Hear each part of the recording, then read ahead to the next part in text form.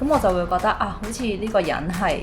好貪心又好焦慮咯，即係好似每一樣嘢，同埋好似好心急啊，算係咪應該咁樣解釋咧？即係好似好多樣嘢都想諗點樣去變現咯，因為你頭先講到就係你覺得啊啲人話打工就冇得發達啊咁樣樣，咁所以你就諗盡辦法睇下其他嘢可以有乜嘢可以變現到。Hello，歡迎大家嚟到 Tipsy Thing 嘅 podcast。咁我哋今日咧想傾一樣嘢咧，就係取捨 trade off。點解會想傾呢個 topic 咧？因為最近咧，我哋去咗一個喺水上 floating 嘅頌缽啦。咁喺嗰個途中，即係喺 floating 同埋聽緊嗰啲頌缽嘅聲音途中咧，我個腦咧係 keep 住都有好多嘢諗啊，即係有好多唔同嘅 plan 啊，成咁樣，即係基本上可以話係冇一刻係真係停到落嚟咯。咁去到咧完咗嘅時候咧，咁個導師就我好 surprise 佢就同我講咗一句嘢，就話問我係咪有好多唔同嘅思緒，跟住佢就叫我翻屋企，可能真係要將啲嘢分類一下。取捨一下，你係會有唔同嘅睇法，咁就所以就想今日呢個 podcast 同你傾下取捨呢一件事，同埋有冇啲咩方法可以幫到我去對唔同嘅方向、唔同嘅目標、唔同想做嘅嘢作出一啲取捨咯。係。我都同你一齊去咗呢個 trip 啦。嗰陣時咧做完個頌缽咧，我都覺得好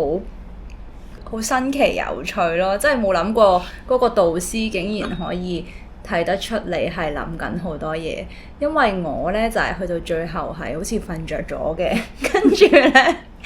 個導師即係佢除咗個眼罩啦，咁佢就純粹問下我係咪有一啲放鬆或者放空嘅狀態，咁佢都冇督穿我瞓覺嘅，咁但係咧就即係其實佢就睇得出每個人嗰個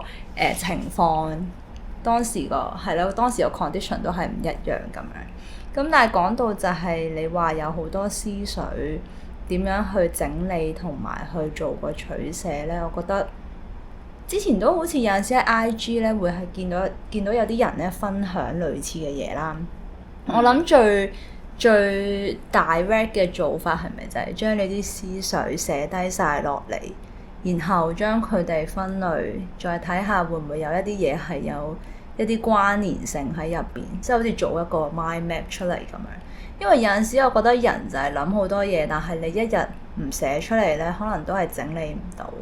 即係嗰啲阿媽係女人嗰啲咯，即係你究竟即係明明知，但係你做唔做咯？因為你一日唔寫出嚟咧，你就係每分每秒個腦就係不斷喺度諗緊唔同嘅嘢，但係最後都係做唔到一啲決定出嚟咯。其實係有啲嘢，即係呢個就係嗰啲叫咩 easier said than done，即係有好多嘢就係聽落好簡單啦，即係我哋又覺得現實究竟有冇咁簡單咧？但係個問題就係你去唔去踏出嗰一步，去真係 take 啲 action， 即係好似我嘅，即係以我自己為例啦，我覺得可以即係講啲實際方法，再深入講啲實際方法之前，我都可以講下，即係究竟我係點解咁多嘢諗，點解咁多嘢需要取捨咧？即係我覺得我自己係一個好多嘢都想做，好多嘢都想做好嘅一個人咯。即係成日無時無刻都有啲新嘅諗法，即係可能今日咧又諗 A 啦，有啲咩新嘅 business idea 要去做啦，但係好似咧又冇好全力去 commit 去即係真係 execute 到底，去睇下個結果係點，跟住可能又俾即係聽日嘅自己打倒翻昨日嘅自己，覺得之前個 idea 係唔得喎，咁跟住可能咁平時又要翻工啦，咁可能又會覺得啊翻工其實即係好多人都話啦，翻工係發唔到達，又會質疑呢個方向係咪啱喎，跟住可能到再隔多一日啦。咁因為我平時本身都有打開網球咁樣，咁就喺度諗啊，其實呢個做咗咁多年嘅運動，自己又都算係一技之長咁樣，會唔會可以發展啲嘢咧？咁佢就變咗喺即係喺日常嘅工作入面，跟住喺興趣啦，之前又有搞下啲紅酒白酒嗰啲生意啦，跟住又運動啦，咁就變咗好多方面都好似覺得係可以發展，但係又冇全力去發展。我諗個問題就係在於點樣去取捨咯。我覺得你係講得啱嘅位係寫低，跟住然之後分類。咁但係咁實際操作喺上嚟啦。咁當你覺得頭先我講咗嗰4樣嘢都好似重要咁嘅時候，咁可以點呢？同埋究竟會唔會係取捨？即係點解會出現咗呢個需要即係咁多嘢都想做嘅呢個心態咯？反而係其實我覺得會唔會係背後隱藏住就係有少少焦慮嘅感覺，即係我就咁作為旁觀者咁樣聽你講完頭先一堆嘅內容啦，咁我就會覺得啊，好似呢個人係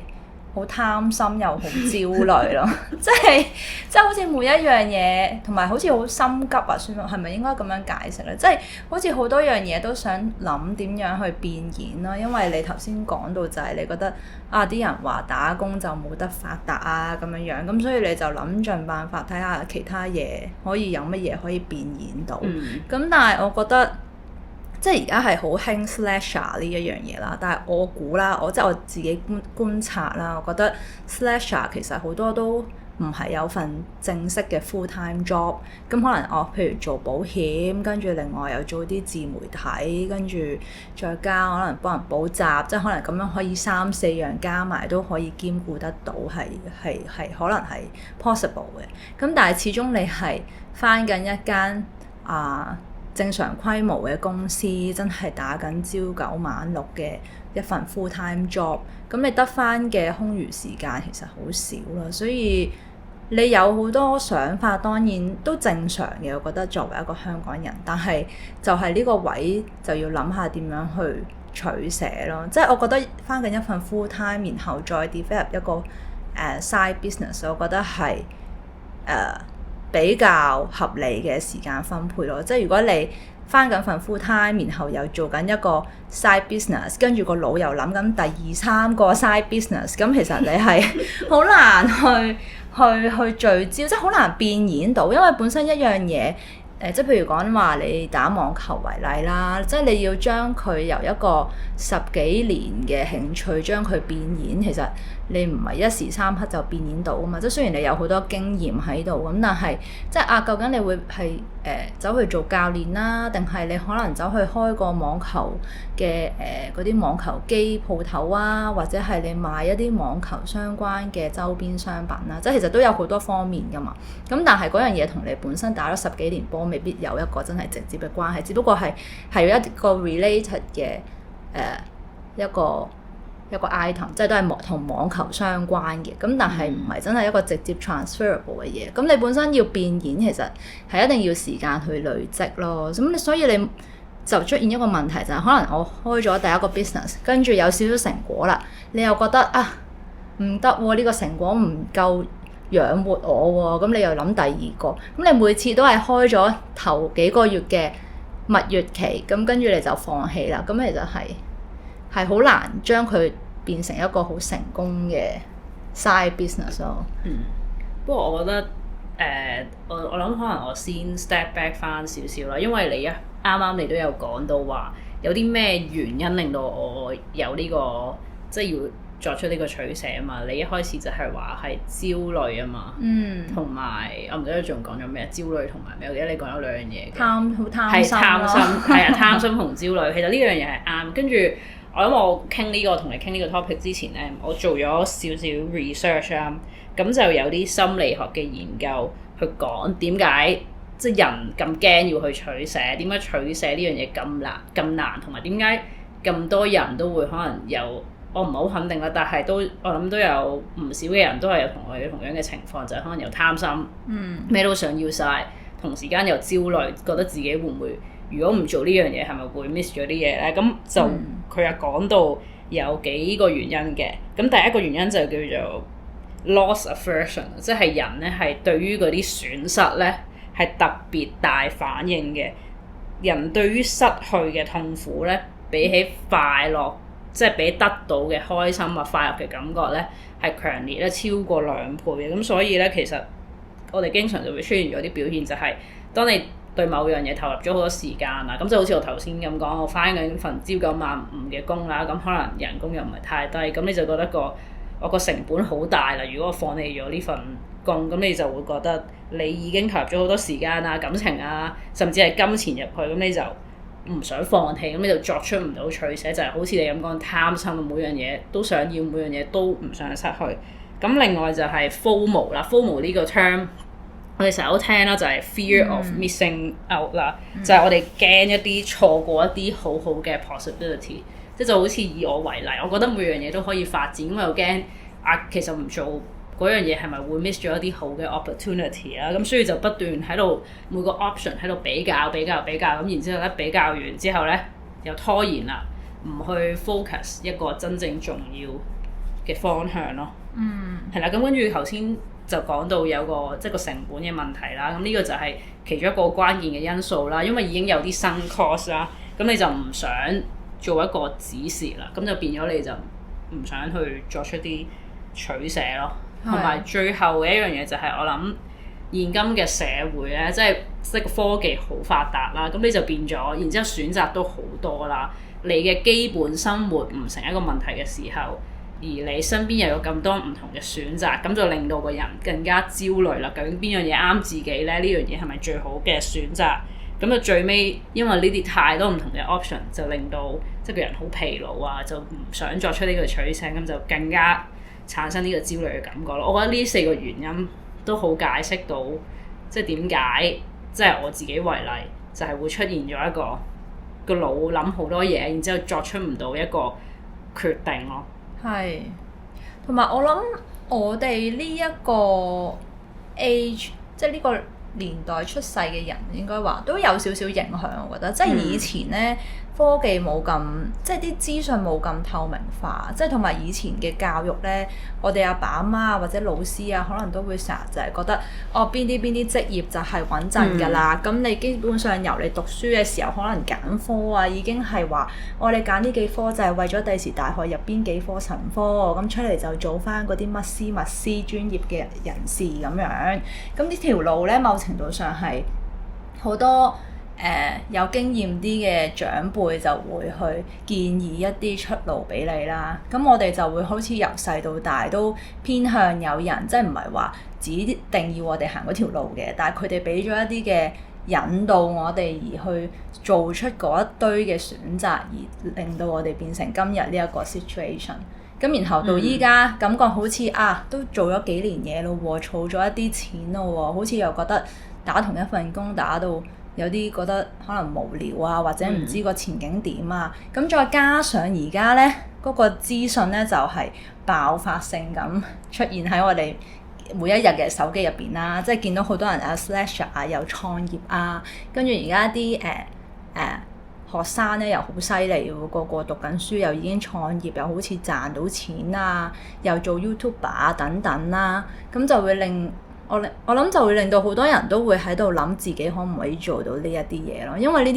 啲職業睇落都好似好風光咁，表面好似好風光，我唔知實際有幾多人係真係好成功啦，咁所以即係同埋好多人呢幾年都會討論夢想呢一樣嘢，即係就會 trigger 大家會去諗嗰個所謂人生嘅意義咯，同埋就係咯，即係除咗夢想就係講好多身心靈嘅嘢，又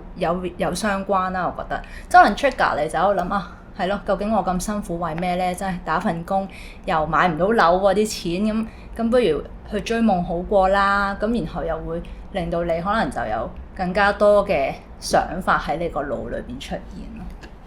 我諗先回應你講嘅第一個點啦，就係可能我哋嘅家長由細到大，或者學校都鋪好咗條路俾我哋行。我覺得呢個點都絕對係嘅，可能就係因為呢一樣嘢令到我哋冇一個做選擇嘅經驗咯。而當你可能踏入咗社會幾年，即係5年、10年，你自己有一定嘅經濟能力，咁你就發現原來你自己可以做選擇嘅時候，你就唔知啦。因為之前即係你一路行嘅路都係某程度都係有啲人 guide你，咁你可能你就唔存在話好多嘅選擇，你都係可能睇你學校老師啊、阿爸阿媽俾啲咩意見你啊，再加埋可能你考試嘅成績啊，咁變咗你嘅選擇其實你都係得嗰幾個，你冇乜嘢可以揀咯，即係路就係咁行。你完咗小學你就讀中學，完咗中學你就考試就入大學，咁揀嗰啲科都係即係都係好 limited 嘅你個 choice，因為其實嗰啲科都係根據呢個社會現有嘅職業去。即係已經係有框架係咯，去 design 咁樣，咁所以你嘅選擇唔係好多。咁到你真係出嚟社會啦，就發現原來呢個世界係有咁多唔同嘅嘢可以做，有咁多人做唔同嘅職業，咁就導致就唔知點樣做一個選擇咯。係，咁但係即係我諗我個情況咧就冇你諗咁多嘢啦，因為。即係其實我而家呢個職業咧，即係我而家呢個我而家做工程啦。咁其實本身都同我讀書嘅科目係唔同嘅，本身讀 business 嘅。咁都有諗過啊，究竟工程係咪就真係適合我咧？咁我而家做咗5年左右啦，一開始都諗啊，使唔使進修下咧？咁因為始終我唔係好多背景。咁嗰陣時頭1-2年覺得啊，不如做下睇下自己。適唔適應啊，或者係鍾唔鍾意先啦。咁到最後去到好似第3年，我就真係讀咗即係進修咗一個工程相關嘅課程啦。咁我嗰陣時都覺得，其實我反正依家又唔係即係做咗2年嘅時候，我又冇諗住要轉工定係點樣，即係可能市場環境亦都唔係太好啦。咁我又覺得，咁咪做到咪繼續做住先咯。咁但係反正我都做緊啦，咁不如唔爭再同步進修埋啦。可能讀下就讀完咧。咁我嗰陣時做嗰個決定就係咁樣諗咯。即係我覺得我唔想再喺度比較究竟讀好定唔讀好，讀咗我會唔會冇興趣，然後我又會放棄咧。咁我覺得呢啲都係我讀咗我先知道會唔會發生嘅事咯。咁當然讀咗就即係 commit 咗就當然最好完成啦。咁但係如果你話讀到一半真係好辛苦，或者你遇到其他嘅 opportunities 係唔需要再讀啦，咁咪停咗去咯。即係我覺得有好多嘢係你唔行到嗰步咧，你又未必知道會發生啲咩事。咁但係如果你呢一刻唔 action 嘅話咧，咁就可能你過多1年2年，你又會睇翻，又覺得自己好似消耗咗，即係消耗咗光陰咁樣啦。咁然後，所以嗰一刻我就做咗呢一個決定咯，即係我冇諗太多，即係我冇諗除咗工程之外，我會唔會仲有其他行業？即係其實當然有其他嘅可能性啦。即係依家其實好多行業嗰個入門，我覺得都唔高嘅。即係好多譬如而家興寵物相關嘅行業啊，或者運動相關嘅行業，即係你見 pickleball 嗰啲都係呢1-2年先 hit 啫嘛。即係我見好多本身唔做運動嘅人都做到好似運動 KOL 咁樣。咁所以其實有係好多選項喺度嘅，但係我覺得係一個人係真係唔可以同步多線咁樣去發展，尤其是係嗰樣嘢本身唔係我嘅專業領域啦，即係工程嚟講，我就覺得我冇可能同步又發展工程，同步可能我又做瑜伽老師試下學瑜伽咁樣，我覺得係 handle 唔到咯。所以當時我就覺得不如就專注一樣嘢就算啦。咁樣，咁我返工同埋放咗工嘅進修時間都係同一個行業相關嘅，咁我就同自己講，我諗點都會有一啲得着同 learning 喺入邊咯，即係記得自己做嗰個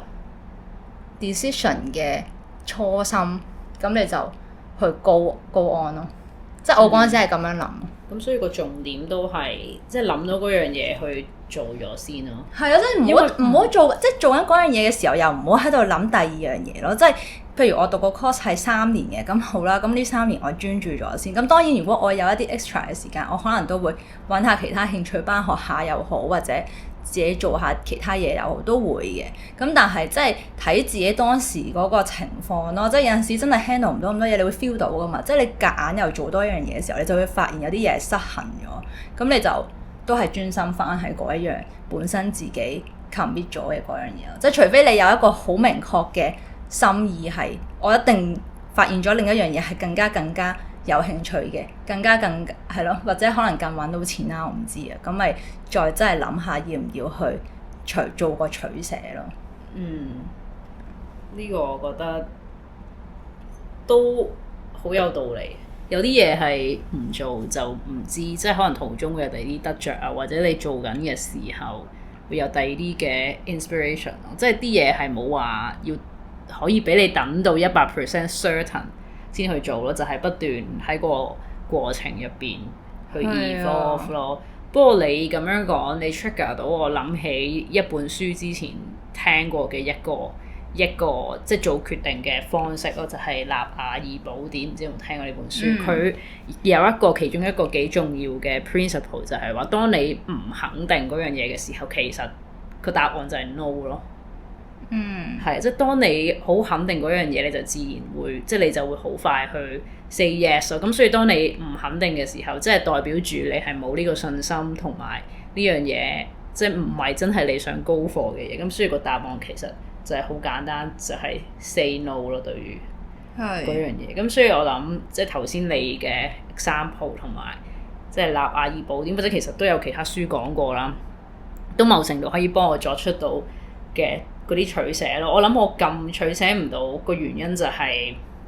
嗰啲嘢我唔 sure 得唔得啦，同埋自己可能都唔係啲即係喺嗰方面係可能有好多唔同嘅 ideas， 咁但係自己其實喺嗰方面就好似你咁話，我打網球好多年，咁我係純粹喺嗰個 skill 上面好，咁但係當你要將嗰樣嘢由興趣變成一個生意，呢個係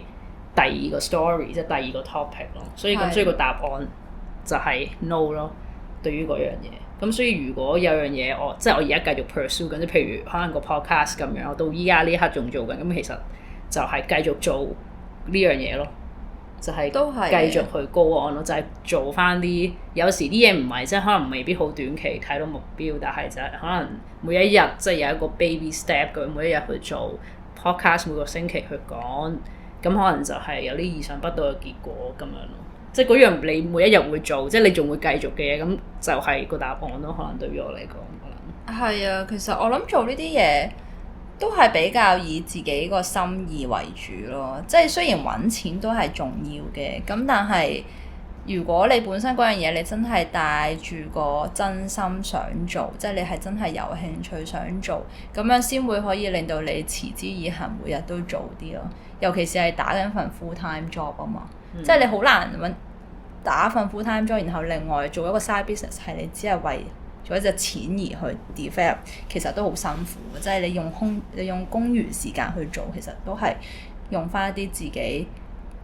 直覺係有興趣，而且可以持之以恆去做嘅嘢會好啲咯。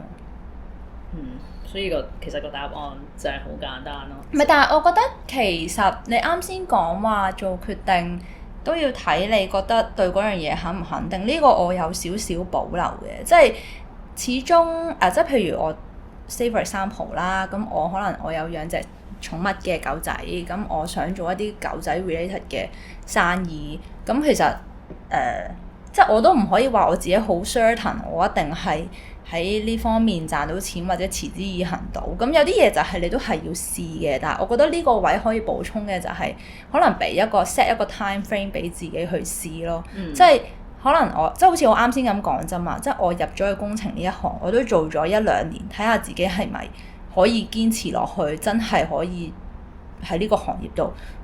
覺得 feel comfortable 喎，咁我先選擇去進修咁嘅 example 啫嘛。即係你可能做一個新嘅 business， 即係可能當你依家 podcast 咁樣，咁你咪俾自己可能3個月時間睇下，做咗3個月之後 review 下自己究竟依家個心仲想唔想做，或者如果係想繼續做嘅話，可以點樣再將佢進步，即係可能我係咪要再加大投資喺我嘅器材上面啊，或者可能我要進修啲乜嘢啊，或者可能我咪要試其他嘅 approach 啊，即係你咪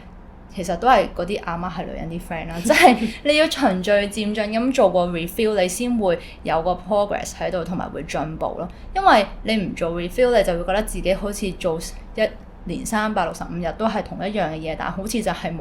冇進步啊，或者冇改變。咁其實就算嗰樣嘢你有幾有興趣都好，都會磨滅你嘅心咯。所以即係除非有啲人咧係天生真係嗰個叫做咩，即係嗰個好有呢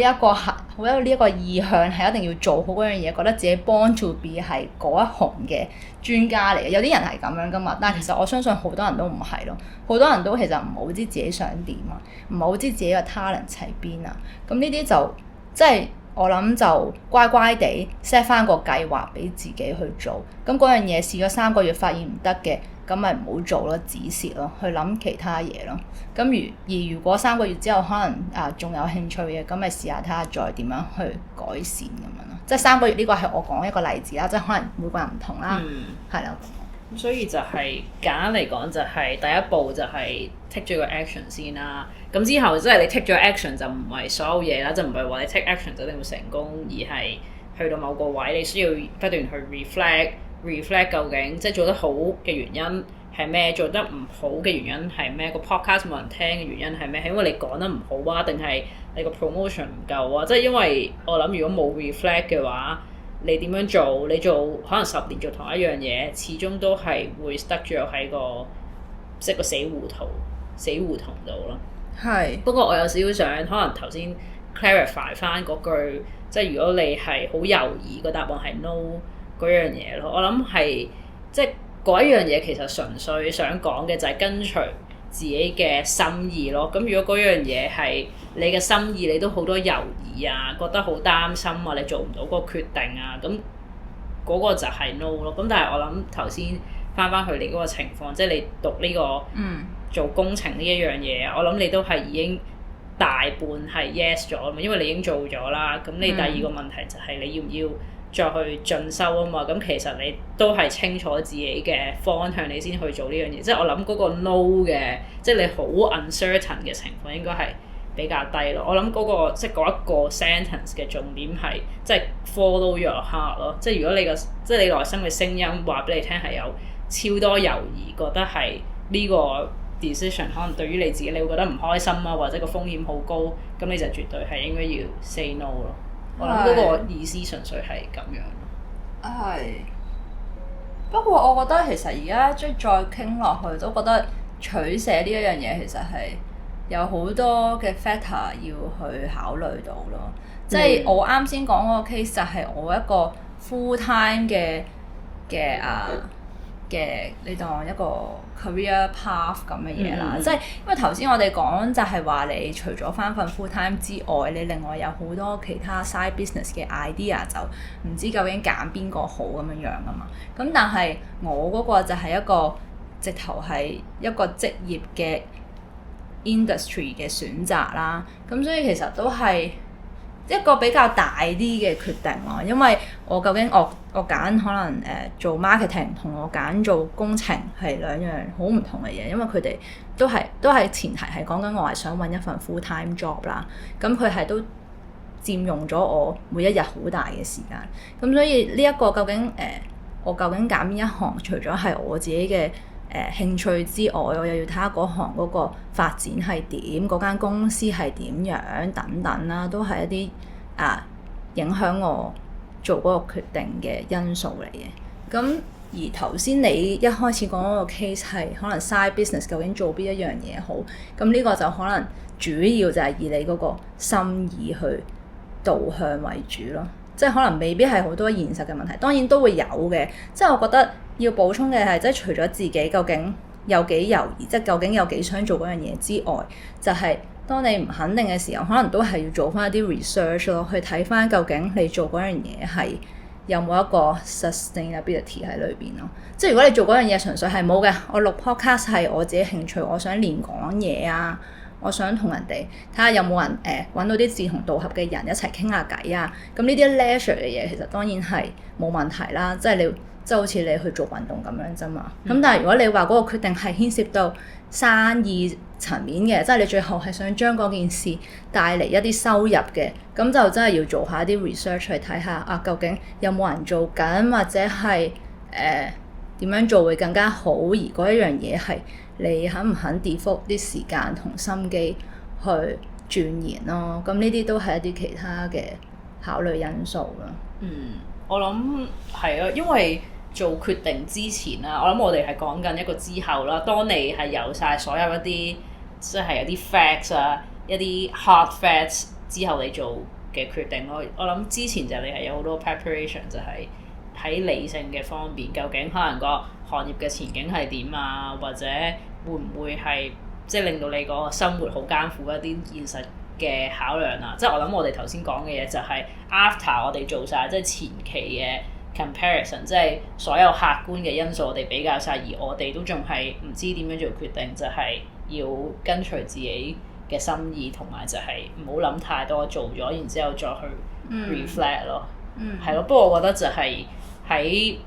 每個唔同 aspect，即係特別係你講頭先講，即係你喺 career，即係可能 side business 呢啲就比較輕啦，即係好似一個課外活動，即係你中學、小學嗰啲課外活動，咁就係對你嘅生計唔造成影響嗰啲，係冇所謂，即係跟隨你嘅心意咯。但係當係有好多現實嘅問題，譬如你買唔買樓啊，你轉唔轉工啊，你做咩行業啊，你讀咩課呢啲就係要更加多嘅 research 啊。同身邊嘅人傾下偈啊，上網揾資料啊，之後你先再跟隨你嘅心意咯。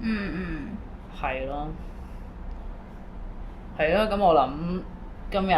個 podcast 差唔多啦。可能如果你哋都有，即係大家都有同樣嘅問題，就可以都係自己都要即係自己 reflect 下咯。係咯，我諗係咯，好似一開始咁講就係、即係有啲嘢係要寫出嚟先。可能 picture 得到 picture 得更加清楚，究竟自己做緊乜，同埋自己想做啲乜嘢咯。係咯，係啊，好啦，今日講到呢度，好啦，拜拜。